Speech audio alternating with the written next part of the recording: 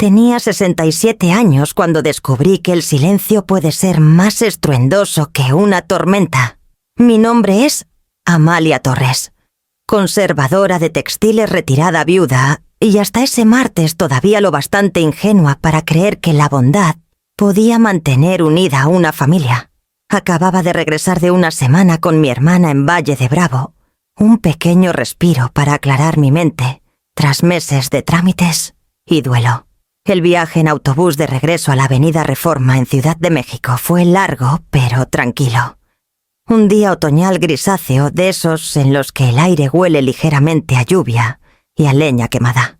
La casa de Emiliano se asomó a la vista cuando el taxi redujo la velocidad frente a una hilera de casonas antiguas. Imponentes, simétricas caras. Había estado viviendo allí desde que murió Rafael, mi esposo de 43 años. Las ventanas brillaban, pero no con calidez. Algo en la luz se sentía fuera de lugar, como si la casa misma estuviera conteniendo el aliento. Pagué al conductor y bajé al sendero. Mis zapatos se hundieron en las hojas húmedas que se pegaban al concreto como pequeños corazones pardos. Dentro nadie salió a recibirme. El vestíbulo olía a abrillantador de limón y a tensión. Desde la sala llegaba el leve tintineo de un vaso y la voz baja y firme de una mujer. Clara estaba sentada al borde del sofá con una postura impecable, un folder delgado descansando en su regazo. Mi hija había heredado los rasgos afilados de su padre, pero nada de su paciencia. Su lápiz labial combinaba con el rojo preciso de la pestaña del folder. Frente a ella, Emiliano se movía inquieto en su silla evitando mi mirada. «Mamá», dijo él con la voz tensa. «Tenemos que hablar». No me quité el abrigo. «Eso suena serio». Clara sonrió de esa manera que tienen las personas antes de dar malas noticias.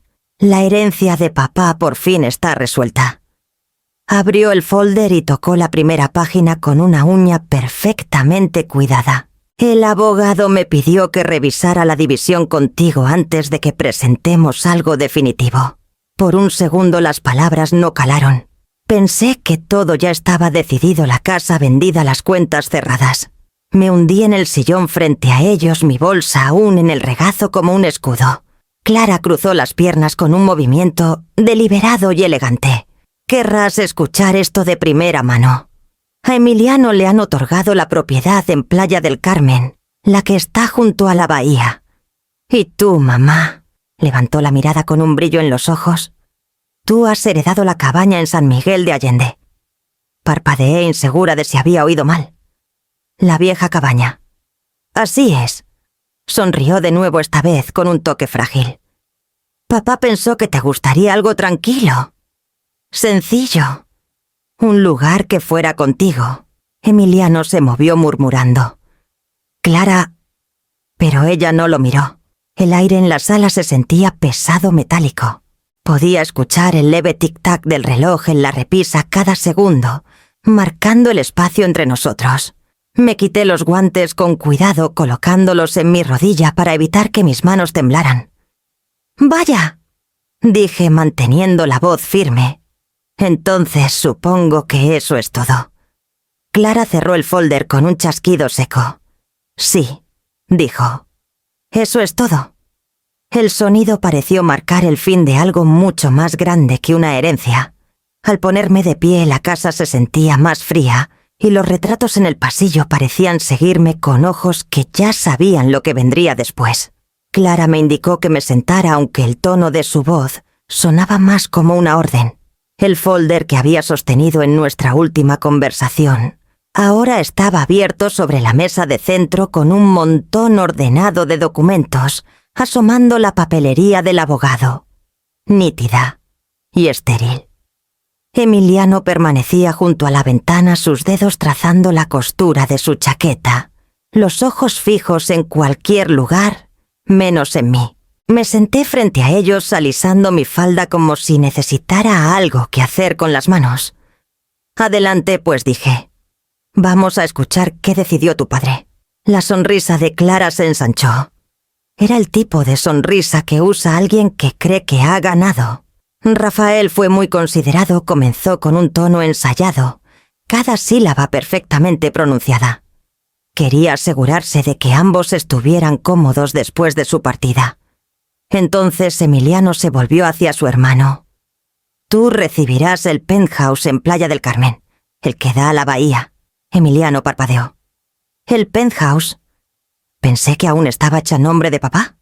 «Así era», dijo Clara pasando una página. «Pero ya se transfirió. Completamente. Vale bastante incluso después de impuestos». Observé el rostro de Emiliano esperando alegría o gratitud. Pero solo había confusión, una vacilación que casi parecía culpa.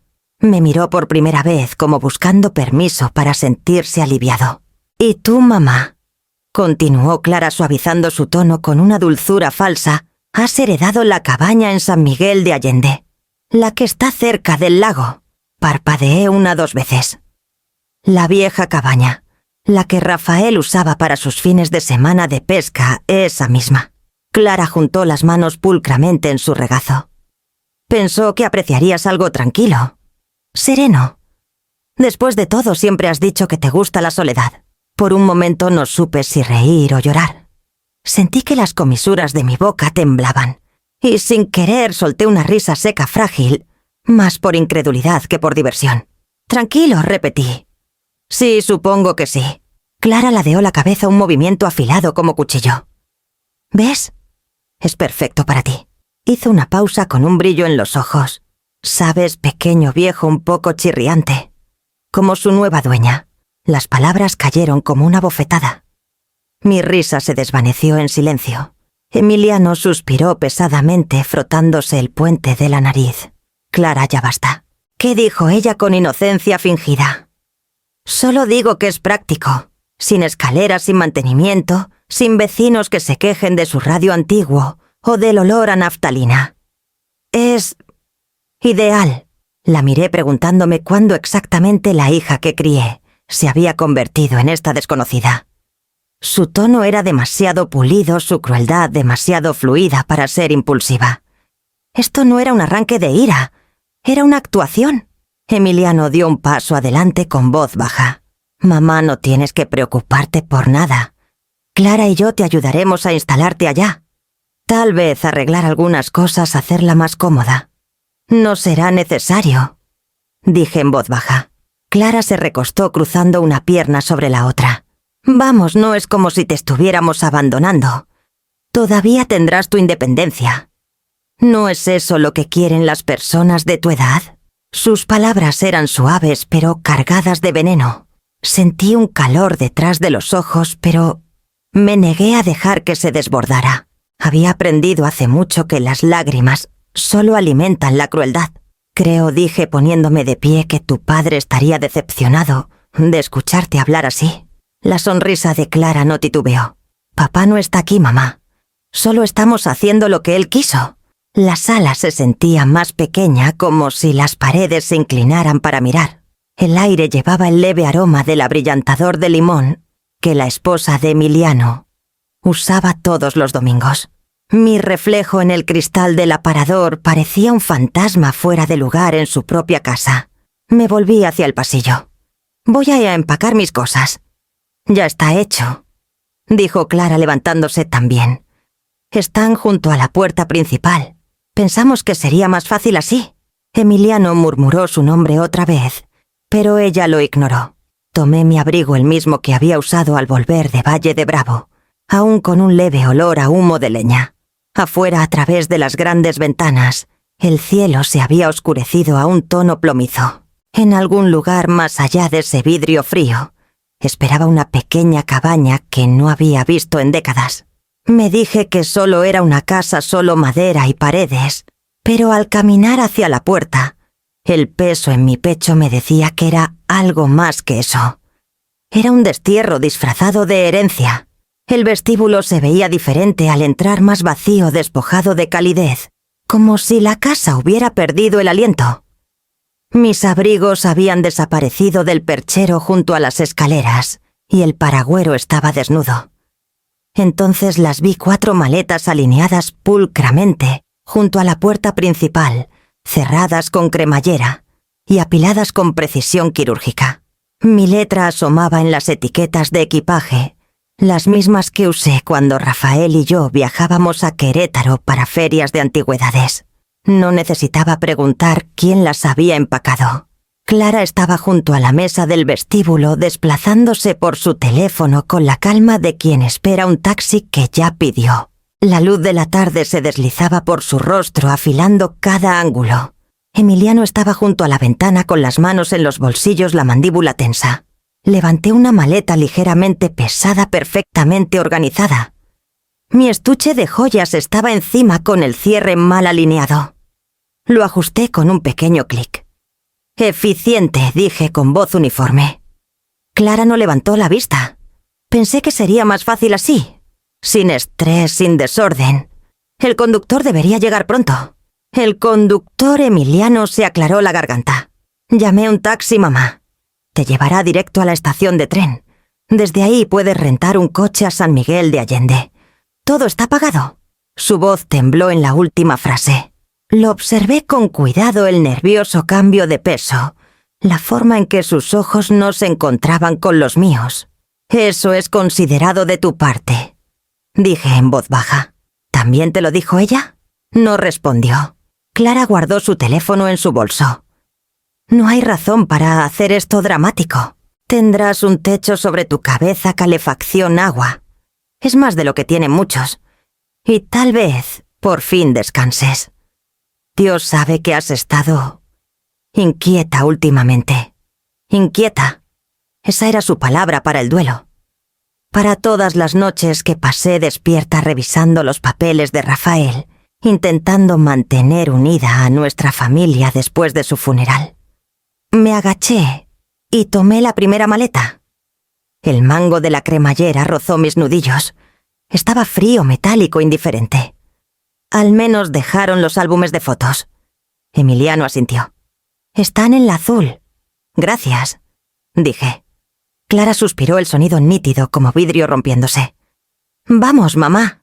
No nos mires como si hubiéramos cometido un crimen. Estarás bien allá arriba. Te encantan las montañas». La miré entonces. «Sí», dije sosteniendo su mirada. «Siempre me han gustado». Algo parpadeó en su expresión, un destello rápido de incertidumbre, pero desapareció tan pronto como llegó. Se quitó una pelusa imaginaria de la manga. «Conduce con cuidado, mamá. Ese viejo lugar podría derrumbarse antes que tú». Emiliano se estremeció. Yo no. Tomé las maletas restantes y las rodé hacia la puerta, cada movimiento deliberado, constante.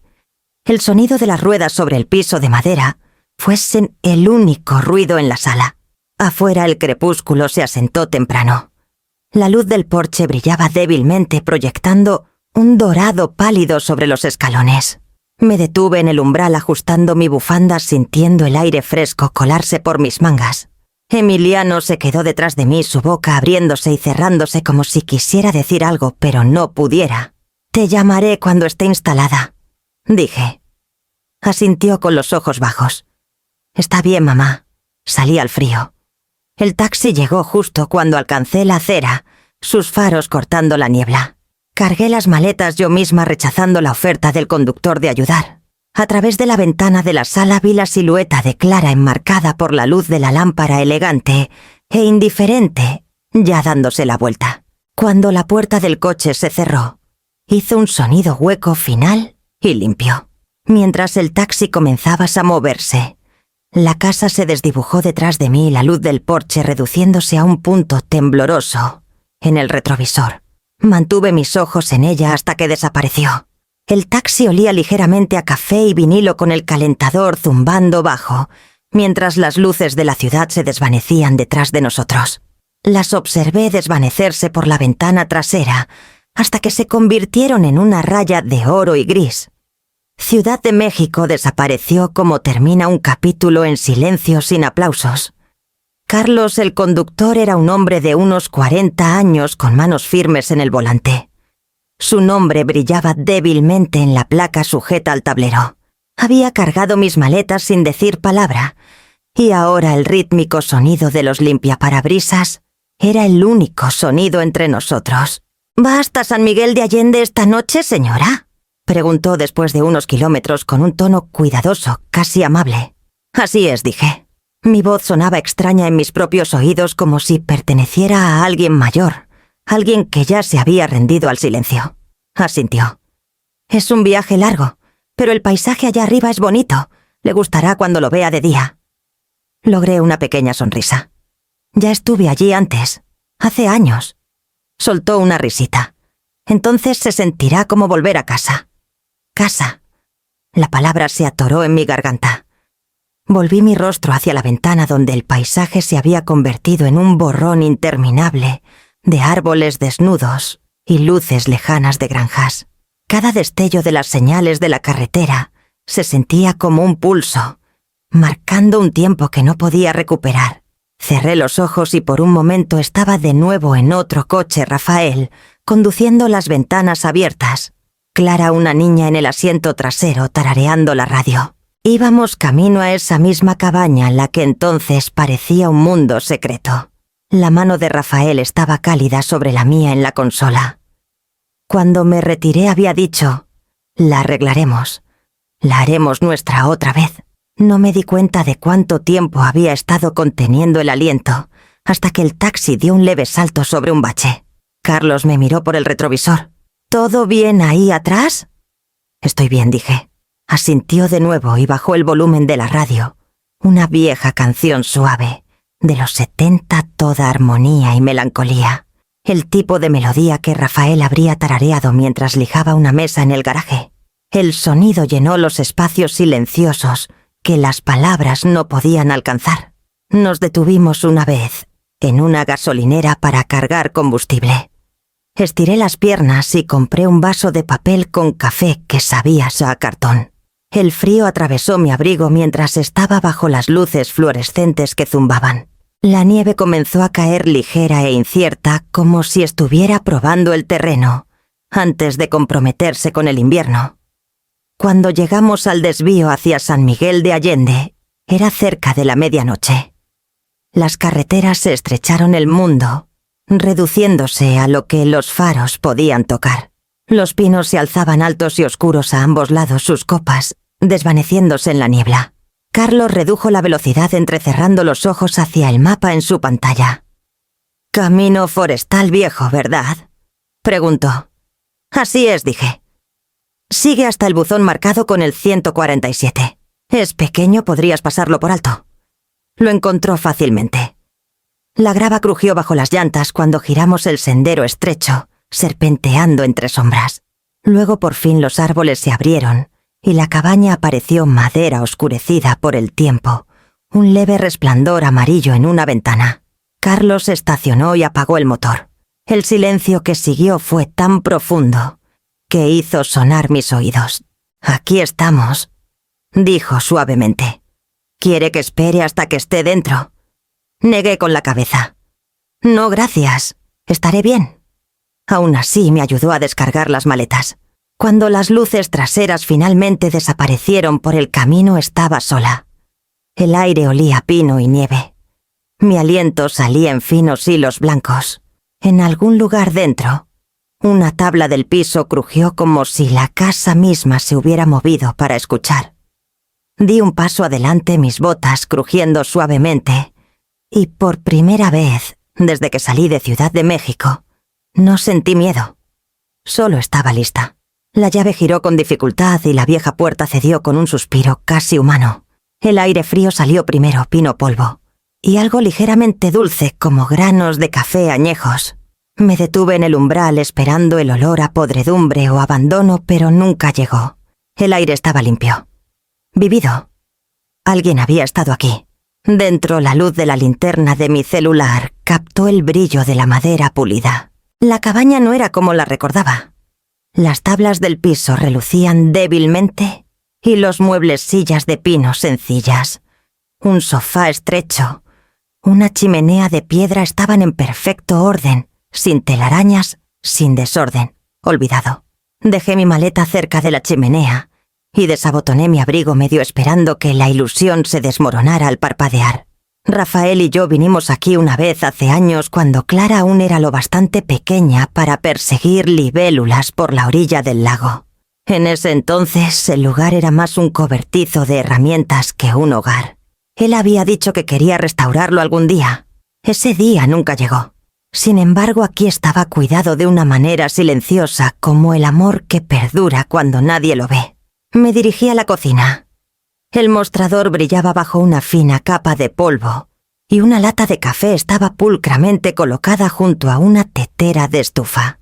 Al levantar la tapa, el aroma me golpeó granos frescos, oscuros y penetrantes. Alguien había estado aquí recientemente.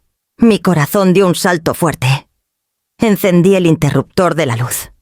Las bombillas parpadearon y luego se estabilizaron en un resplandor amarillo cálido. Electricidad, calefacción, agua, todo funcionando. Para un lugar destinado al olvido se sentía inquietantemente vivo. Mis ojos se posaron en la chimenea. En la repisa, junto a una pila de diarios de campo antiguos, había una sola fotografía enmarcada. Me acerqué. Rafael. Más joven tal vez, en sus 30, bronceado y sonriendo. A su lado estaba una mujer que no reconocí, cabello recogido en suaves ondas, ojos brillantes, contra el blanco y negro desvaído. Su mano descansaba ligeramente en su hombro familiar, pero formal. En la parte inferior de la foto, letras nítidas en tinta, Dotkiora Elena Rivas, 1962. El nombre no me decía nada. Toqué el borde del marco con mi dedo. Rafael rara vez guardaba fotos de alguien fuera de la familia. Su estudio en casa estaba lleno de paisajes, no de rostros. Y sin embargo, esta desconocida había ganado un lugar en su repisa aquí, en la única propiedad que ahora me pertenecía. La inquietud se asentó más profundamente, enroscándose detrás de mis costillas. Llevé el marco a la pequeña mesa junto a la ventana y me senté. La lámpara proyectaba un suave círculo de luz sobre la superficie, y a través del cristal, la mirada de la mujer parecía seguir la mía. Había algo en ella, calma, determinada, la clase de expresión que pertenece a alguien que ha conocido tanto la alegría como las consecuencias. Afuera la nieve caía lenta y deliberada. Silenciaba el mundo, borrando bordes, suavizando sonidos. Solo podía escuchar el crujido de la cabaña, el ritmo constante de mi propia respiración. Pensé en la voz de Clara esa mañana, el triunfo frágil en ella, y el silencio de Emiliano a su lado. Me habían entregado el destierro y esperaban verme desmoronarme. Sin embargo, aquí rodeada de madera y silencio, sentí que algo cambiaba dentro de mí, un hilo de quietud que no era derrota. La cabaña tenía secretos. Lo sentía. Pulsaban bajo las tablas del piso, susurraban en el aire que llevaba el aroma de Rafael mezclado con pino y ceniza. Vertí agua en la tetera y la puse en la estufa más por instinto que por sed. El clic del quemador llenó la sala seguido del suave siseo de la llama. Mientras el agua comenzaba a calentarse, miré una vez más la fotografía. Quienquiera que fuera Rafael había cuidado lo suficiente como para mantener viva su memoria en este lugar. Y si esta cabaña estaba destinada a confinarme, había hecho lo opuesto, había abierto una puerta que no sabía que existía. Cuando el amanecer se filtró por las cortinas pálido y vacilante, aún estaba sentada allí la foto apoyada contra mi taza de café, el vapor elevándose como una pregunta que no estaba lista para responder. Desperté con el sonido de un golpe en la puerta, no el toque vacilante de un extraño, sino el ritmo firme y familiar de alguien que lo había hecho antes. La luz de la mañana apenas tocaba las copas de los árboles, afuera suave y gris, a través de la ventana. Me ajusté el suéter y abrí la puerta. Un hombre estaba en el porche sosteniendo una olla humeante, envuelta en una sábana. Parecía tener unos 70 años tal vez, más alto, delgado, con manos que conocían tanto el trabajo como la paciencia. Su gorro de lana estaba ligeramente ladeado y el olor a venado y tomillo llegó hasta mí antes de que hablara. Señora Torres. Su voz era grave pero amable. Me llamo don Esteban Morales. Vivo a 2 cabañas de aquí. Aunque de aquí es un decir, está a un buen kilómetro entre los pinos. Asentí aún medio dormida. Buenos días, señor Morales. Levantó la olla ligeramente. Pensé que tal vez no habías tenido chance de cocinar aún. Se me ocurrió traer algo decente para que te calientes. El gesto me tomó por sorpresa. Eso es muy amable de tu parte. Entró cuando le indiqué la mesa. Sus botas dejaron huellas nítidas en el tapete y cuando se quitó el gorro, una corona de cabello plateado captó la luz. La cocina se llenó con el olor del guiso rico y sabroso, y por primera vez desde que llegué a la cabaña, se sintió como un lugar para vivir. Mientras buscaba 2 tazones, él miró alrededor lentamente con una mirada suave pero curiosa. ¿Rafael siempre mantuvo esto tan ordenado?, dijo. Aunque no imaginé que estarías aquí tan pronto. Me quedé helada con la cuchara a medio camino de la olla. ¿Conocías a mi esposo? Asintió. Buen hombre tú, Rafael. Vino hace unos meses antes de que falleciera. Dijo que quería el lugar listo para cuando venga Amalia. Se detuvo con una sonrisa apenada. Amalia Perdón-Ione. Siempre confundía el nombre cuando se ponía sentimental. Nos pasa a los mayores. Sentí un pequeño temblor recorrer mi cuerpo. ¿Vino aquí antes de morir? Claro que sí. Pasó unos días arreglando los escalones del porche y engrasando las bisagras. Dijo que era importante. Esteban tomó una cucharada de guiso, asintió con aprobación, y luego me miró directamente. Me pidió que cuidara las cosas, que me asegurara de que nadie metiera mano en la propiedad. Dijo que lo entenderías cuando llegaras. ¿Entender qué? La pregunta estaba en mi lengua, pero no la hice. En cambio, le serví café. Tomó un sorbo y se recostó en su silla. También mencionó algo más. Dijo que si alguna vez empezabas a curiosear, te dijera que miraras debajo de la mesa de la cocina. Ahí es donde espera la verdad. Parpadeé. ¿La verdad? Sonrió débilmente. Esas fueron sus palabras, no las mías. El hombre tenía su lado poético. No, Rafael nunca había sido poético. Práctico sí. Cuidadoso con el dinero, leal a la costumbre, pero poesía no. Esteban dejó su taza, se puso de pie y se puso los guantes. Bueno, te dejo comer en paz. Viene nieve esta tarde. Escucharás mi generador si necesitas algo. Suena como perro terco cuando arranca. Gracias, señor Morales. Inclinó el gorro y salió el aire frío entrando por un momento, antes de que la puerta se cerrara. Me quedé sola en la cocina silenciosa, la cuchara aún tibia en mi mano, los ojos vagando hacia la mesa donde él había estado sentado. Las tablas del piso parecían ordinarias pino desgastado, barnizado liso, pero algo en la forma en que captaban la luz las hacía parecer menos madera y más una puerta esperando ser abierta. El guiso seguía en la mesa a medio comer ya frío. No me había movido desde que Esteban se fue, no realmente. Sus palabras debajo de la mesa de la cocina resonaban en mi mente como un acertijo susurrado a través de las paredes. Afuera la nieve caía perezosamente por las ventanas, cada copo captando la tenue luz de la mañana. Empujé mi silla hacia atrás y miré hacia abajo. Las tablas de pino brillaban bajo la lámpara desgastadas en el centro donde generaciones debieron haber caminado. No había nada inusual en ellas, ni huecos ni manchas, pero al arrodillarme y pasar mis dedos por las uniones, lo sentí un leve borde más delgado que una moneda, justo al lado de la pata de la mesa. Tomé un cuchillo de mantequilla del cajón. Mi corazón estaba firme, mi respiración no tanto. El primer empujón no hizo nada. El segundo dio un leve clic.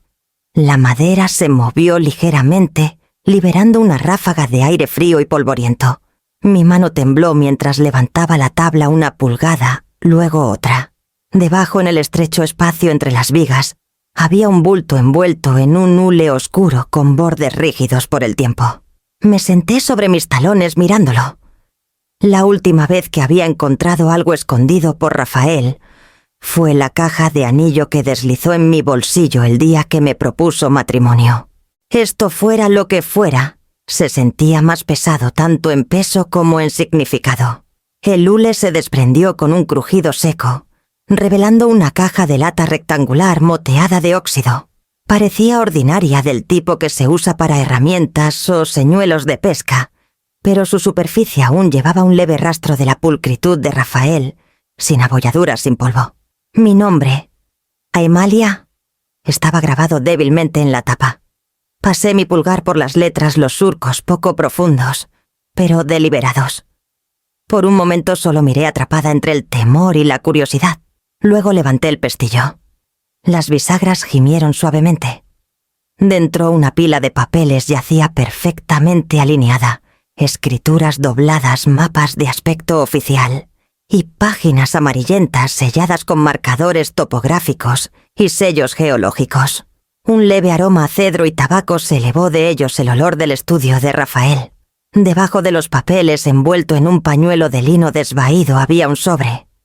Mi nombre otra vez, pero esta vez escrito con la letra de Rafael.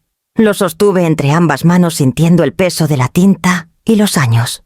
La última carta que me había escrito fue una nota de aniversario, escondida dentro de un ramo de lirios. Murió 6 meses después. Me había dicho que no habría más palabras de él, que todo lo que necesitaba decirse ya se había dicho. Y sin embargo, aquí estaba su voz esperando. Coloqué la caja en la mesa y me senté con las palmas planas contra la madera para estabilizarme. El sobre tembló en mis dedos. Una pequeña mancha oscura floreció en la esquina antes de que me diera cuenta de que era una lágrima. No había planeado llorar. Llegó de todos modos silenciosa e inesperada. Me limpié el rostro y miré el sello. Parte de mí quería dejarlo sin abrir, mantener el misterio intacto, en lugar de arriesgarme a cualquier verdad que yaciera dentro. Los secretos, una vez vistos, no pueden dejar de verse. Pero otra parte, una más fuerte y firme, necesitaba saber por qué él había escondido esto aquí, por qué había elegido este lugar, la cabaña que nunca debí heredar. Tomé un respiro lento y deslicé un cuchillo bajo la solapa. El papel cedió con un suave suspiro. La primera línea escrita con esa mano firme y curva que reconocería en cualquier lugar comenzaba: Mi querida Amalia, si estás leyendo esto, entonces lo que más temía ya ha sucedido. Mi visión se nubló de nuevo, pero esta vez no cerré la carta. Solo la sostuve allí bajo la luz de la lámpara, la tinta temblando en mis manos, consciente de que con cada palabra que leía mi vida tal como la había conocido estaba turbia, a punto de cambiar.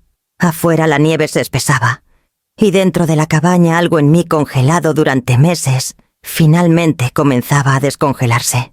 Mi querida Amalia, comenzaba la carta. Si estás leyendo esto, entonces lo que más temía ya ha sucedido.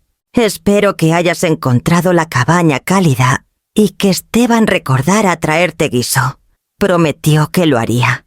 Sonreí débilmente a través de la visión borrosa. Típico de Rafael empezar una carta sobre la muerte con una pequeña bondad doméstica. Probablemente te preguntas por qué dejé este lugar para ti y no para los hijos. La respuesta comienza mucho antes de que tú y yo nos conociéramos, cuando era un muchacho de apenas 16 años, perdido en más formas de las que puedo contar. Su nombre era la doctora Elena Rivas. El nombre me golpeó como una campana. Miré hacia la fotografía en la repisa. Ella fue mi abuela en espíritu, aunque no por sangre. El mundo nunca la conoció como debería. Elena fue una de las primeras mujeres en obtener un título en geología de la UNAM en los años 20. Compró este terreno después de la guerra, creyendo que las tierras de San Miguel de Allende escondían más bajo su suelo de lo que nadie imaginaba. Los lugareños pensaban que estaba loca. Llamaban a esta cabaña el Capricho de Rivas. La tinta se había desvaído ligeramente, pero los trazos de la pluma seguían siendo firmes y uniformes. Cuando mis padres murieron, Elena me acogió. Me enseñó a leer la roca como otros leen las escrituras, con paciencia, con reverencia. Pasó su vida estudiando esta sierra, convencida de que un día su valor se revelaría. Pensé que perseguía fantasmas hasta que, pocos años antes de su muerte, me hizo jurar 2 cosas: nunca vender el terreno a especuladores y nunca dejar que la codicia decidiera su valor. Dejé la carta por un momento mirando por la ventana. La nieve había parado. El cielo sobre el lago brillaba en un azul pálido, el color de la memoria. El año pasado, continuaba la carta, contraté un estudio geológico privado. Confirmó lo que Elena siempre sospechó. Bajo nuestro terreno yace uno de los depósitos de litio sin explotar más grandes del noreste de México. La estimación preliminar sitúa su valor entre 600 y 700 millones de pesos. Las palabras se desdibujaron ante mis ojos. Por un largo momento solo pude escuchar el tic-tac del reloj en la repisa y el suave latido de mi propio corazón. Debes entender, mi amor, que no te lo conté, porque sabía que te preocuparías más por la responsabilidad que por la riqueza. Siempre has visto el dinero como una herramienta, nunca como una corona. Y eso es lo que quería que fuera, una herramienta para la libertad, no para la fortuna. Los derechos minerales están registrados únicamente a tu nombre. Los hijos no saben nada al respecto y pretendo que siga así, hasta que tú decidas lo contrario. Presioné mis dedos contra la página sintiendo las leves hendiduras de su escritura, como si aún pudiera tocar el movimiento de su mano. Amalia, sé que nuestros hijos nos quieren a su manera imperfecta, pero los he visto alejarse de lo que importa. El orgullo de Clara, el miedo de Emiliano al conflicto. No podía confiarles este regalo, pero a ti siempre he confiado en tu corazón para saber la diferencia entre posesión y propósito. Leí esa línea 2 veces. El aire en la cabaña parecía espesarse, lleno del eco de la fe silenciosa de Rafael en mí. Hagas lo que hagas, hazlo con tu nombre en las escrituras y tu voz en los papeles. Si vendes, que sea en tus términos. Si lo conservas, que sea por algo más grande que nosotros. Úsalo para construir una libertad que nadie pueda quitarte. Ese será el legado de Elena y el tuyo. La carta terminaba con su firma habitual, un simple R. Me quedé sentada mucho tiempo sin moverme, el papel temblando ligeramente en mis manos. 600 a 700 millones de pesos. Apenas podía comprenderlo. Había pasado meses sintiéndome desplazada, despojada de dignidad, expulsada de mi hogar, como una invitada que se quedó demasiado tiempo. Y aquí, bajo estas tablas de madera, había una fortuna destinada no al confort, sino a la autonomía.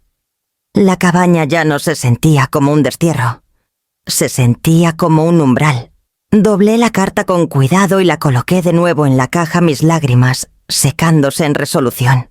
Por primera vez en años no me sentía pequeña. Me sentía firme, anclada por el peso de algo mucho mayor que el duelo. Rafael no me había dado un escondite. Me había dado un mapa. Y en algún lugar dentro de estos acres de nieve y pino, un legado esperaba ser reclamado. Al día siguiente de terminar la carta de Rafael, el mundo afuera se suavizó en un silencio blanco.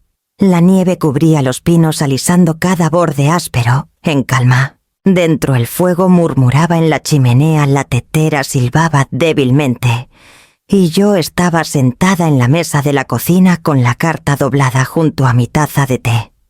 No había dormido mucho. Cada línea de las palabras de Rafael se repetía en mi mente: los minerales, el valor, la confianza. La comprensión de lo que tenía era demasiado grande para nombrarlo. Sin embargo, bajo la incredulidad, sentía algo nuevo, una firmeza silenciosa, como el zumbido bajo de una corriente bajo el hielo. Cuando sonó el teléfono me sobresaltó. El sonido parecía extranjero aquí, demasiado fuerte contra la quietud. Lo dejé sonar 2 veces antes de contestar. «¿Mamá?» La voz de Clara, dulce, pulida y falsa como la porcelana. «Solo quería saber cómo estás. Asegurarme de que estés lo bastante abrigada allá arriba». Su tono tenía una despreocupación practicada, pero debajo había cálculo. Nunca había llamado por preocupación antes. Su interés llegaba solo cuando necesitaba medir algo. «Estoy abrigada», dije removiendo mi té. «La cabaña es bastante cómoda». «Qué bueno», respondió rápidamente. «Sabes, Emiliano y yo hablamos anoche y nos dimos cuenta de que no te hemos ayudado a instalarte bien. Nos sentimos mal por eso». Tal vez podamos subir este fin de semana, traer algunas cosas, comida, un juego de cobijas nuevo, asegurarnos de que todo esté seguro. Dejé que el silencio se alargara. El único sonido era el tic-tac del reloj. Finalmente dije, no hace falta. Tengo más que suficiente. Una pausa leve, luego su voz se iluminó artificialmente. Vamos, mamá, no seas terca. Ese viejo lugar debe estar lleno de corrientes. ¿Sabes cómo son los inviernos en San Miguel? Solo quiero asegurarme de que no te congeles antes de la primavera. Sonreí para mí misma, aunque ella no podía verlo. Siempre ha sido considerada clara. Algo en mi tono tranquilo la inquietó. Lo escuché en la forma en que su respiración se detuvo. Bueno, dijo bruscamente, solo intento ser decente. Sonabas diferente la última vez que hablamos. Me preocupé de que tal vez estuvieras molesta por cómo terminaron las cosas. ¿Molesta? Repetí suavemente. Para nada. Todo terminó exactamente como debía. Una pausa más larga ahora. La imaginé parada en su cocina reluciente, el teléfono pegado a su oreja maquillada, tratando de leer entre líneas. Rió ligeramente el sonido frágil. Supongo que eres más fuerte de lo que pensé. Tuve buenos maestros, dije. Oh, la vida. Tu padre. Incluso tú a tu manera. Su risa vaciló. Bueno, eso es agradable de escuchar. Miré hacia la repisa donde aún estaba la fotografía de Rafael y la doctora Elena Rivas. La luz del sol se había colado por la cortina, destellando en el cristal. Tomé un sorbo lento de té antes de hablar de nuevo. Cuídate, Clara. Dije, mi voz firme, pero con un filo. Lo vas a necesitar. Dudó, luego murmuró. ¿Qué se supone que significa eso? Pero ya había colgado. El teléfono quedó inmóvil en mi mano, su pantalla reflejando el leve parpadeo anaranjado del fuego. Afuera un viento movió los árboles, sacudiendo una lluvia de nieve de sus ramas. Lo observé caer la calma, sentándose de nuevo alrededor de la cabaña. Por primera vez en meses, no me sentía más pequeña que su voz. No me sentía como alguien a quien manejar o compadecer. El poder no necesitaba rugir. Podía descansar en silencio, esperando seguro de sí mismo. Y en ese silencio, dejé que la paz se expandiera, llenando cada espacio que ella una vez intentó poseer. A la mañana siguiente, la resolución había reemplazado la incredulidad. La carta estaba doblada cuidadosamente en el bolsillo de mi abrigo, mientras conducía hacia el sur rumbo a Guanajuato. El sol rompiendo las nubes como una promesa. La nieve dio paso al lodo, luego al asfalto húmedo, y para cuando llegué al centro de la ciudad, las calles estaban vivas. Otra vez carritos de café, humeando camiones, silbando en las esquinas. El pulso de una ciudad que no se había detenido a llorarle a nadie. Las oficinas legales de Ramírez Torres y Asociados ocupaban una suite en una esquina con vista al río Pánuco. La placa de bronce afuera brillaba incluso bajo la luz nublada. Dentro el aire olíase a abrillantador de limón y profesionalismo. El recepcionista, un joven de ojos amables, me guió por un corredor de cristal hasta una oficina llena de plantas altas y diplomas enmarcados. Detrás del escritorio estaba Sofía Ramírez, una mujer de unos 40 años con piel morena cálida, cabello recogido en un moño elegante y una expresión que equilibraba inteligencia con paciencia. Señora Torres, dijo extendiendo una mano. Es un privilegio conocerte. Conocí a tu esposo un poco más por su reputación. Era meticuloso. Sonreí débilmente. Esa es una manera de decirlo. Me indicó que me sentara y una vez que lo hice, abrió una carpeta ya preparada frente a ella. Recibí la llamada del despacho del señor López en Ciudad de México. Mencionaron que podrías querer revisar los derechos de propiedad y minerales relacionados con un terreno cerca de San Miguel de Allende. Así es, dije deslizando la carta de Rafael por la mesa. Esto lo explica más de lo que jamás esperé. Sofía leyó en silencio durante unos minutos, sus ojos moviéndose rápidamente, pero su expresión nunca vaciló. Cuando finalmente levantó la vista, su voz era calma pero cargada. Señora Torres, Si este informe geológico es preciso, y ciertamente parece serlo, está sentada sobre un activo extraordinario. Los depósitos de litio de esta escala son raros particularmente en terrenos privados. ¿De cuánto estamos hablando? En el mercado actual, dependiendo de la pureza y la viabilidad de la extracción, entre 600 y 700 millones de pesos solo por los derechos minerales. Escucharle repetir el número en voz alta no lo hizo más real, pero sí más pesado. Me recosté en la silla con los dedos entrelazados para evitar que temblaran. Mi esposo quería que se usara con cuidado. No para fortuna, sino para libertad. Sofía sintió. Entonces, comenzaremos desde ahí. Extendió algunos documentos sobre el escritorio. Mapas, contratos, evaluaciones ambientales. Tienes 3 opciones principales. Explicó. Primero, una venta directa de los derechos minerales rápida, lucrativa, pero pierdes el control. Segundo, un acuerdo de arrendamiento tradicional, donde una empresa extrae y paga regalías. Tercero, una asociación de extracción sostenible, menos ganancias iniciales, pero métodos más limpios y propiedad continua. Dado lo que escribió tu esposo, creo que la tercera opción se alinea más con sus deseos. Estudié los diagramas que había impreso, todas líneas nítidas y rendimientos proyectados. ¿Y si quisiera usar parte de esos ingresos para algo más grande? Algo reparador. Sus ojos se iluminaron ligeramente.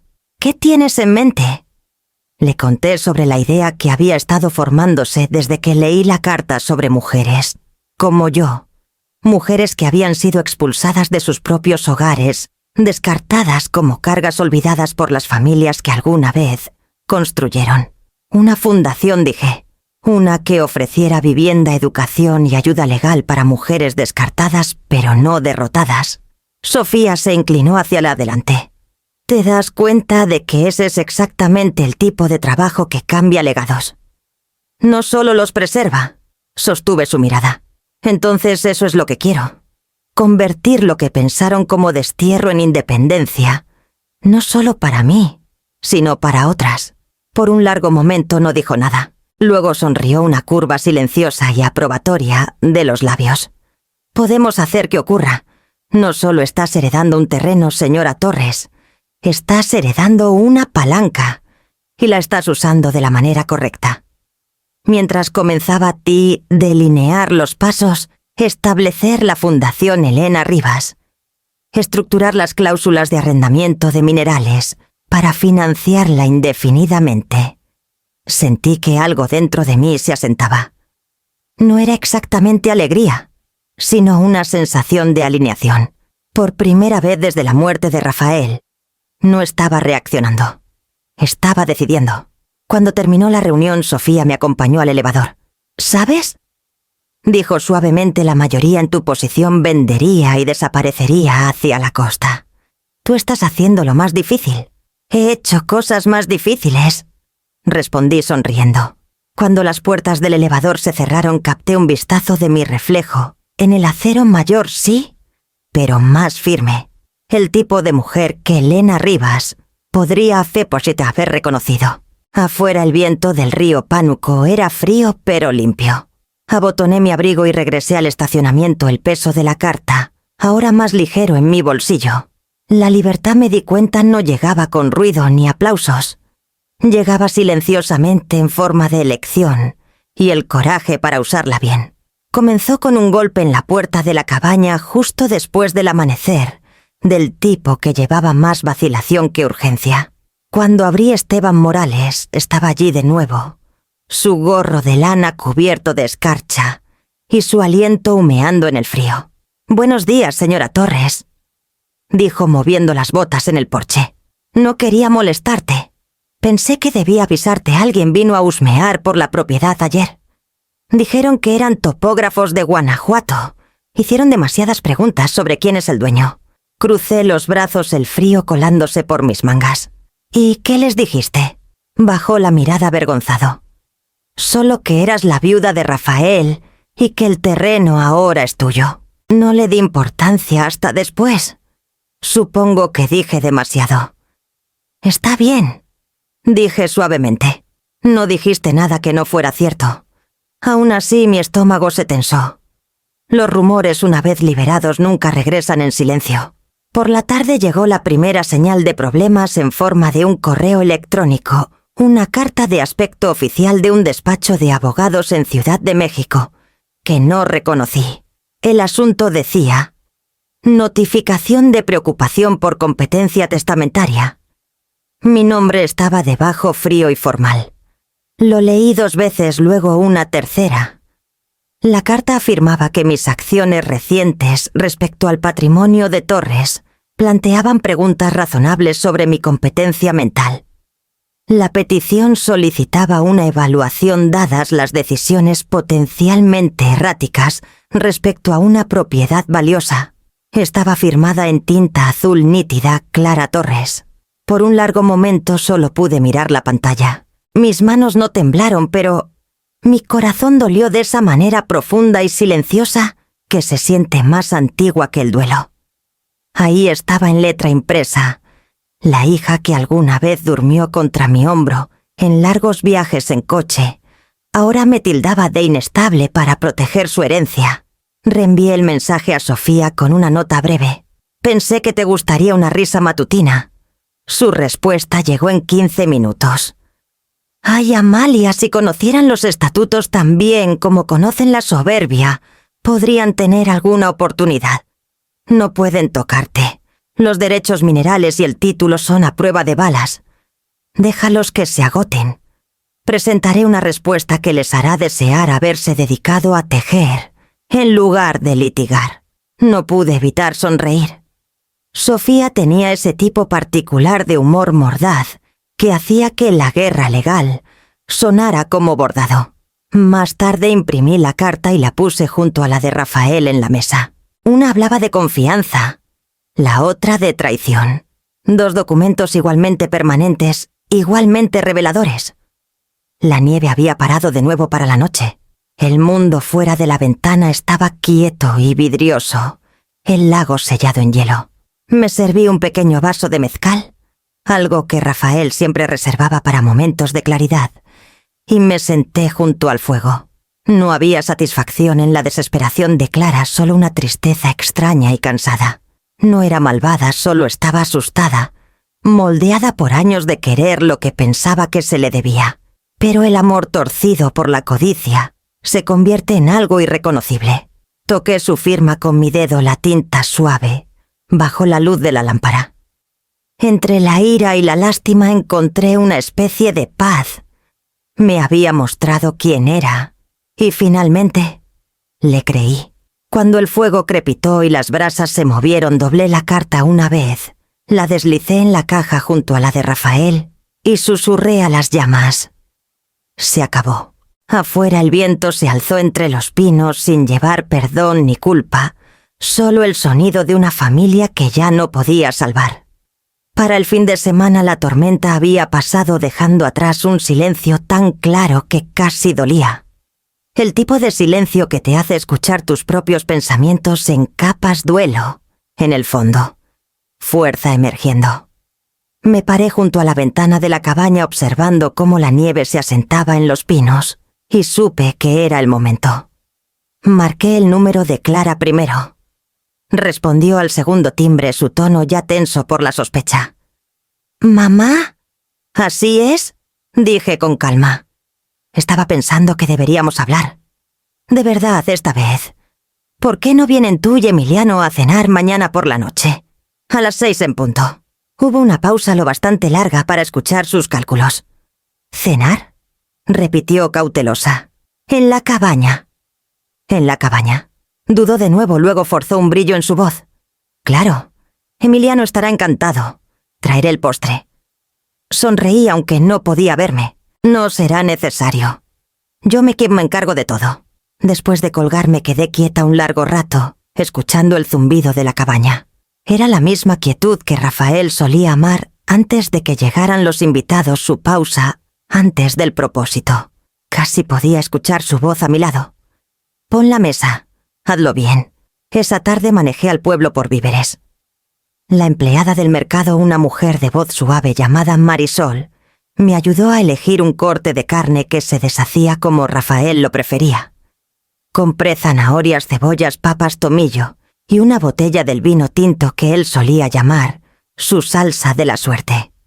De vuelta en la cabaña, el trabajo se convirtió en ritual. El cuchillo contra la tabla, el ritmo constante del reloj, el olor del ajo dorándose en mantequilla, todo se tejía en una especie de calma. Sazoné por instinto como lo había hecho durante 40 años, y cuando probé la salsa, sonreí. Perfecta. Para el crepúsculo, el guiso de carne hervía suavemente, llenando la cabaña con una calidez que ni la nieve afuera podía apagar. Preparé la mesa con cuidado, el mantel favorito de Rafael, 2 velas, los platos buenos que encontré en el aparador. En el centro, bajo un paño de lino doblado, coloqué la caja de metal, las escrituras, los estudios geológicos y la carta de Rafael, todo cuidadosamente guardado dentro. La luz del fuego titilaba sobre la foto en la repisa. Elena Rivas me observaba desde el otro lado del tiempo, calma y sabia. Me serví un pequeño vaso de vino y me senté un momento, dejando que la calidez se asentara en mi pecho. Ya no estaba enojada. La furia que alguna vez vivió en mí como una piedra se había suavizado en algo más firme, resolución. Afuera la nieve comenzó a caer de nuevo, más lenta, ahora cada copo, captando la luz de las velas que brillaba por la ventana. El reloj avanzaba hacia las 6. A las 5:30 escuché el lejano rugido de las llantas en la grava. Los faros cortaron entre los árboles brillantes y afilados. Me levanté y revisé la mesa una última vez. La platería pulida, las servilletas dobladas, el paño de lino, aún cubriendo lo que yacía debajo. La puerta del coche se cerró con un golpe. Voces se alzaron débilmente a través del frío. Abrí la puerta de la cabaña justo cuando la risa de Clara, demasiado brillante, demasiado frágil, llegó al porche. Ella entró primero sacudiendo la nieve de su abrigo, su perfume cortando el aroma del guiso de carne. Emiliano la siguió en silencio, sus ojos saltando de mí a la sala ya inquieto. Mamá, dijo Clara sonriendo como una mujer actuando en un escenario. Este lugar se ve acogedor. Cerré la puerta detrás de ellos, sellando el calor y el olor de la cena. Me alegra que vinieran, dije suavemente. He estado esperando esta comida. El fuego crepitó detrás de nosotros, constante y paciente. La mesa esperaba, 2 velas titilando un secreto, descansando silenciosamente bajo el lino, listo para ser revelado cuando llegara el momento. El guiso de carne salió tierno, justo como a Rafael le habría gustado. Zanahorias suaves, salsa oscura y rica.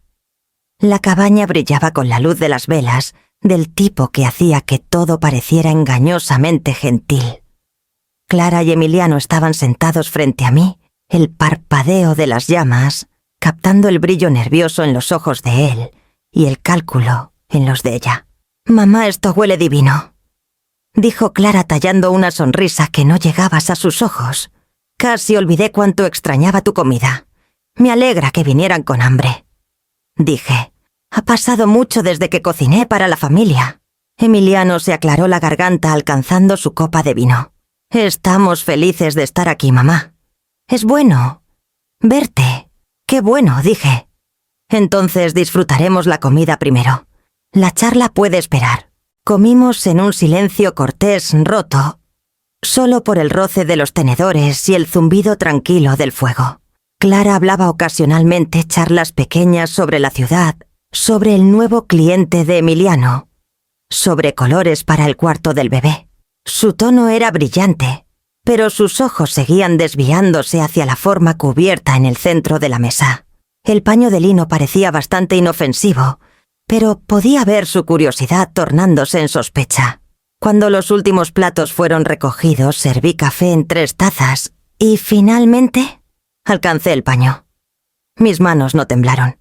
Doblé el lino lentamente, revelando la vieja caja de lata, sus bisagras, brillando en un dorado opaco a la luz. «¿Qué es eso?», preguntó Clara, su tono endureciéndose. El legado de tu padre, dije simplemente. Y el mío. Rió demasiado fuerte. No me digas que ese es tu fondo de retiro. No dije. Es la verdad. Abrí la caja. Los papeles susurraron débilmente mientras los extendía sobre la mesa.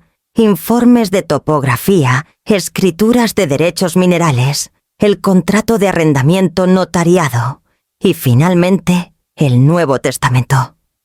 La expresión de Clara se congeló. Emiliano se inclinó hacia adelante, leyendo los encabezados con creciente incredulidad. Esto, dije tocando el informe geológico, es un depósito de litio confirmado bajo este terreno. Tu padre lo sabía antes de morir. Aseguró todo a mi nombre. Vale entre 600 y 700 millones de pesos. Los labios de Clara se separaron. Eso es imposible. Esta cabaña, este terreno no vale nada. Ya no dije sirviéndome otra taza de café. Desde la semana pasada finalicé un arrendamiento con una empresa certificada ambientalmente de Querétaro. Extraerán de manera responsable y pagarán 100 millones de pesos al año durante los próximos 20. Emiliano parpadeó. ¿100 millones? Así es. Sostuve sus miradas con calma. La mitad financiará la Fundación Elena Rivas, nombrada por la mujer que primero poseyó este terreno. Proporcionará hogares y becas para mujeres como yo, mujeres a las que les dijeron que ya no servían. La compostura de Clara se rompió. «Estás robando a tu familia». Dejé que sus palabras flotaran en el aire. «No, Clara», dije suavemente. «Estoy redefiniéndola». Su voz se alzó. «No puedes simplemente regalar nuestra herencia». «Nuestra herencia», repetí. «Todo lo que tu padre me dejó fue su regalo, no tuyo, para reclamar». «Dejaste claro lo que pensabas de mí cuando llamaste a esta cabaña un lugar perfecto para una vieja apestosa». Estuve de acuerdo. Me queda perfecta porque es mía. Emiliano intentó intervenir con la voz temblorosa. «Mamá, por favor, esto no tiene que ser». «Ya lo es», dije con tono uniforme. «Ustedes eligieron la distancia. Yo elegí la dignidad. Así es como se ve».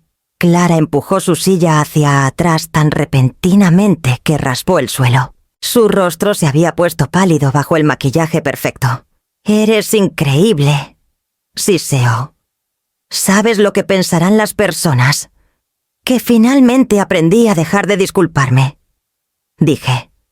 El reloj tic-taqueaba suavemente entre nosotros. Afuera la nieve presionaba contra las ventanas blanca e indiferente. Recogí los documentos, doblé el lino y cubrí la caja una vez más. «El café aún está caliente», dije en voz baja. «Son bienvenidos a quedarse hasta que pase la tormenta». Ninguno de los dos respondió. Clara me miró como si viera a una desconocida.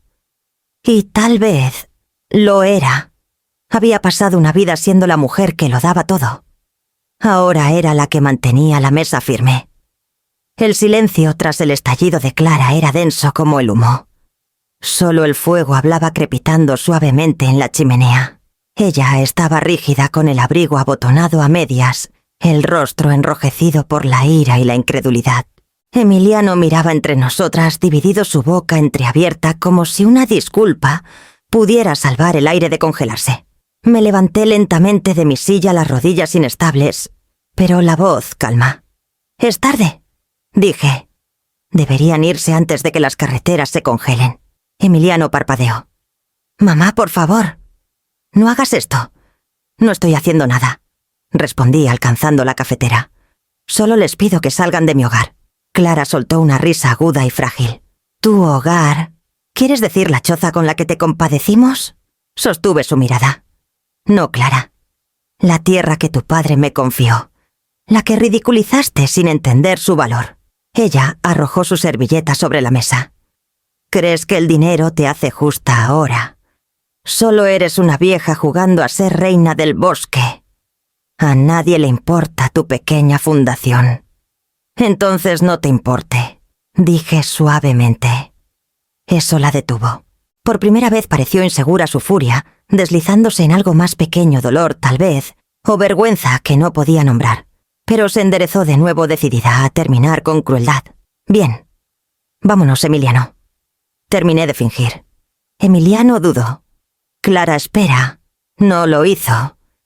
Cerró su abrigo de un tirón y salió furiosa, el frío entrando tras ella.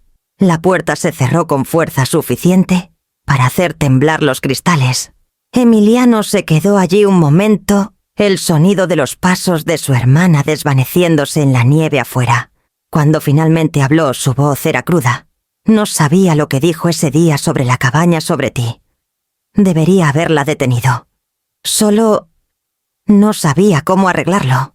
Lo miré el niño que cargué durante fiebres, que alguna vez se quedó dormido con su mano alrededor de mi dedo. Puedes empezar. Dije gentilmente no, defendiendo lo que sabes que está mal. Tragó con fuerza. No quiero perderte. Puse una mano en su brazo. Ligera pero firme. Ya lo hiciste por un tiempo.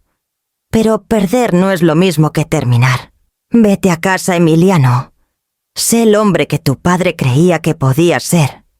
Esa es la única manera en que me encontrarás de nuevo. Asintió una vez con los ojos brillantes y siguió a Clara hacia la noche. Cuando el motor arrancó su rugido bajo, se alzó a través de la quietud como un adiós reacio. Caminé hasta la puerta y observé desde el umbral, mientras su coche retrocedía por el estrecho camino.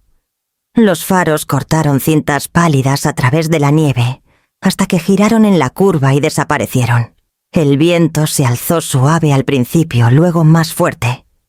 La nieve giraba sobre las huellas de las llantas, llenándolas centímetro a centímetro, hasta que el camino pareció intacto otra vez, sin prueba de su visita, sin rastro de su partida. Cerré la puerta apoyándome en ella para mantener el equilibrio. Mis manos temblaban no por arrepentimiento, sino por liberación. Por primera vez en mi vida había trazado una línea que no sería cruzada. El fuego había disminuido sus brasas, brillando constantes y rojas. Serví lo último del café en mi taza, me senté de nuevo en la mesa y dejé que la calma regresara y su lugar legítimo. Afuera la nieve seguía cayendo cubriendo todo lo que, alguna vez, dolió. La casa estaba en silencio otra vez. Solo el leve siseo del viento contra las ventanas me recordaba que el mundo afuera seguía moviéndose. El fuego había disminuido un brillo suave respirando bajo las cenizas. Me senté en la misma silla donde Clara había estado horas antes, el lino aún doblado pulcramente en la mesa. La caja de metal estaba abierta a mi lado. La carta de Rafael yacía encima los bordes curvados de tanto leerla. La desdoblé lentamente alisando cada pliegue como si la gentileza pudiera traerlo de vuelta. La paz tiene un precio, Amalia, pero es más barata que vivir encadenada. Había escrito esa línea cerca del final, casi como un pensamiento tardío. Recordé cómo su escritura se inclinaba ligeramente cuando estaba cansado, cómo la tinta siempre se emborronaba en los bucles inferiores de sus gs. Incluso ahora podía ver la hendidura de su pluma donde las palabras se habían presionado profundamente en la página. Paz. Había pasado tanto de mi vida persiguiéndola como si fuera algo que otros podían otorgarme. Rafael, los hijos, la casa, la aprobación silenciosa que viene de ser necesitada. Pero esa noche, mientras la nieve se acumulaba en las esquinas de la ventana, me di cuenta de que la paz nunca fue algo que recibir, era algo que reclamar. Leí la carta de nuevo desde el principio, susurrando las palabras en voz alta, como si recitara una oración sus esperanzas, para mí su fe, en mi firmeza, su promesa de que este lugar me liberaría. La tinta brillaba débilmente a la luz del fuego, como un aliento sobre el agua. Afuera la tormenta se había calmado. Los árboles estaban pesados con nieve, testigos solemnes de todo lo que se había roto y todo lo que se había mantenido. Durante semanas había cargado mi duelo como un deber ordenado, controlado, doblado apretadamente en las esquinas de mi corazón. Pero ahora se soltó. Mi respiración se entrecortó una vez, luego otra, y antes de que pudiera detenerlo, las lágrimas cayeron lentas, silenciosas, sin prisa. No eran los sollozos frenéticos de la pérdida. Eran la liberación larga y constante de algo finalmente dejado ir. Me levanté, coloqué la carta cuidadosamente de nuevo en su caja y fui a la chimenea. Las brasas pulsaban débilmente, pacientes como latidos del corazón. Añadí unos leños, encendí un cerillo y observé cómo la llama prendía. El fuego creció respirando calor en la cabaña, su luz alcanzando cada rincón oscuro. La fotografía de Rafael y Elena en la repisa captó mi atención de nuevo. Él era tan joven allí, sonriendo como un hombre que creía que el futuro ya estaba seguro en sus manos. Toqué el cristal ligeramente. «Tenías razón», susurré. Sí, me liberó. La cabaña crujió viva otra vez. El olor a humo de leña se mezclaba con el tomillo y el vino que aún perduraban de la cena. Me senté frente al fuego envolviéndome en la manta y dejé que el calor se filtrara en mis huesos. La paz, me di cuenta, no era silencio. Era permiso, el derecho silencioso a dejar de disculparse por sobrevivir. Y en ese momento, rodeada de nieve, llamas y memoria, supe que había pagado finalmente el precio del que hablaba Rafael. Y valía cada aliento que me quedaba. El invierno se derritió lentamente en San Miguel de Allende, como si no quisiera irse. Para marzo el lago aún estaba medio congelado, un espejo plateado gris agrietado con venas de deshielo. El aire llevaba esa frágil promesa entre estaciones, lo bastante frío para picar, lo bastante cálido para hacerte creer en el cambio. Me había sentado en un ritmo. Las mañanas las pasaba redactando planes para la fundación con Sofía, las tardes caminando por los senderos de la sierra que Elena alguna vez estudió.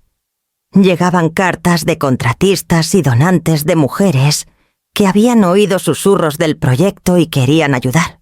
La vida era tranquila, con propósito. Y mía. Entonces, una mañana, mientras podaba las plantas de la ventana que Rafael me había dejado, un coche giró lentamente hacia el camino. Las llantas crujieron sobre la grava aún salpicada de nieve. Mi pulso se aceleró. Emiliano salió con las manos hundidas en los bolsillos de su abrigo. Parecía mayor no solo por el tiempo, sino por cargar algo más pesado que el orgullo. Dudó en el porche, luego levantó un pequeño sobre. «No sabía si querrías verme», dijo. No estaba segura, tampoco respondí, pero abrí la puerta más ampliamente. «Pasa, la tetera está encendida». Sonrió débilmente agradecido y me siguió dentro. La cabaña estaba cálida, el aire fragante con el jabón de limón y cedro que había estado usando en los pisos. Serví té en 2 tazas, una desportillada, una nueva, y le indiqué que se sentara junto a la ventana. Colocó el sobre en la mesa. «Nació el mes pasado», dijo en voz baja. «La llamamos Alejandra». Deslicé la fotografía. Una niña pequeña, mejillas suaves y rosadas, ojos cerrados, en esa paz perfecta que solo tienen los recién nacidos. Se parecía a él mismo, mentón con hoyuelos, mismas cejas delicadas. Mi corazón se detuvo antes de que pudiera evitarlo. «Es hermosa», dije. Asintió. «Clara no quería que viniera. Dice que es inútil, que ya hiciste tu elección». Pero no podía quedarme lejos. Necesitaba decir que lo siento. Su voz se quebró en la última palabra. Se inclinó hacia adelante, codos en las rodillas. «Fui un cobarde, mamá. Dejé que ella te tratara así porque no quería perder la vida que pensé que debía proteger. Pero esa vida no vale nada si cuesta quién eres». Estudié su rostro, el mismo que se quedaba dormido en mi mesa de cocina, mientras hacía álgebra, el mismo que se negaba a encontrar mis ojos el día que me enviaron lejos. Los años entre nosotros parecían interminables y delgados al mismo tiempo. «No puedo deshacer lo que se hizo», dijo suavemente, «pero puedo prometer que no volverá a pasar». Removí mi té dejando que el calor se filtrara en mis manos. «Las promesas son fáciles cuando estás arrepentido», dije gentilmente. «El respeto es el primer paso de regreso.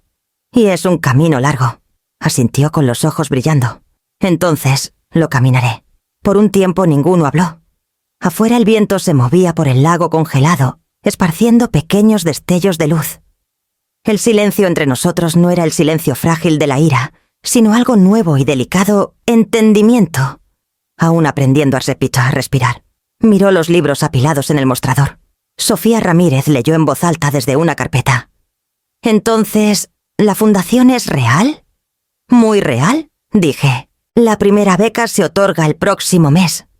Vivienda, educación, ayuda legal. Todo lo que las mujeres pierden cuando alguien les dice que no importan». Su sonrisa era triste, orgullosa. «Papá estaría orgulloso de ti». «Ya lo estaba», dije. Cuando llegó el momento de que se fuera, lo acompañé al porche. El aire olía ligeramente a pino descongelado. Se volvió antes de entrar al coche. «¿Te gustaría conocerla?» «A Alejandra». «¿Algún día?», dije. «Cuando el momento se sienta correcto». Lo aceptó, tal vez incluso lo entendió. La puerta del coche se cerró con un golpe suave. Mientras se alejaba, los copos de nieve que quedaban en las ramas comenzaron a caer de nuevo, derritiéndose, antes de tocar el suelo. Me quedé en el porche un momento más, con las manos alrededor de mi taza de té, enfriándose, observando el leve rastro de su coche desvanecerse entre los árboles.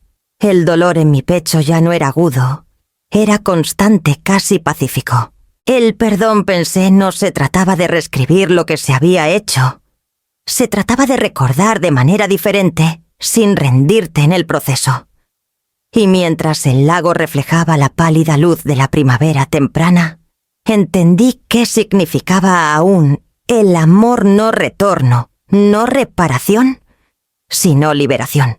La primavera llegó a las montañas silenciosamente, como lo hace el perdón, lenta al principio, luego de repente.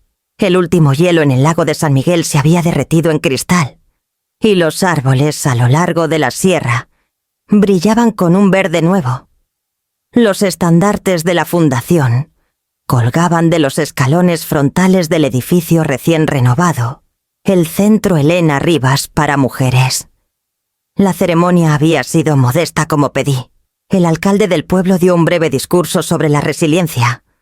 Un reportero local tomó fotos para el periódico. Sofía estaba cerca del podio con su blazer crema, su sonrisa tan calma como el lago detrás de ella. Esteban también estaba allí con su mejor chaqueta, sosteniendo un pequeño ramo de flores silvestres que había recogido esa mañana. Cuando me llamaron para cortar el listón, dudé por medio latido. No por nervios, sino porque quería absorber la vista el edificio que había surgido de lo que otros habían descartado como tierra inútil. Las ventanas brillaban con la luz de la tarde temprana, el aroma de cedro y pintura nueva, mezclándose con el aire de la montaña. Sofía me entregó las tijeras. «Construiste algo que durará más que cualquier palabra cruel», dijo en voz baja. Sonreí. Elena construyó la fundación. Yo solo encendí la luz.